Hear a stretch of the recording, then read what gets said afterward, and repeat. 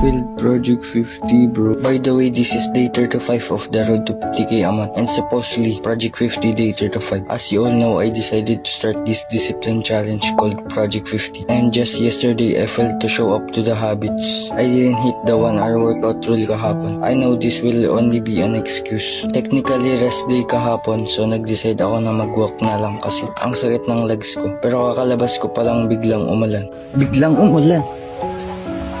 Napatakbo pa ako pabalik. Tapos hindi rin ako nakabasa ng 10 pages. Na-distract ako and napadoom scroll ako. Then nawala na ako ng gana magbasa. And just like that, tapos na yung araw. I think that's it. I just wanna be honest with you guys. Nasa day 35 na ako. Halfway na dapat. Pero I will still continue this up to 50 days and be more strict to myself. And pero this time, if I skip a day or may na-miss ako, hindi naman ako babalik to day 1, but may mabigat na consequence para hindi ako maging complacent. I decided na if I miss a day, I will give 500 pesos to someone na hindi ko kilala. Ayokong gawin yun kasi broke pa ako and source of income ko pa lang is buy and sell, which is active income pa, and mostly pag may pasok lang akong kumikita. Kaya I'll do my best to not miss a day kahit may mga occasions. It's more fun and enjoyable lang to do things like this kasi pang 2 times ko na tong attempt with Project 50 and lagi ako nagpe-fail. And my end goal for these 50 days is to be at 10k followers here on TikTok, maging 3k followers on Facebook,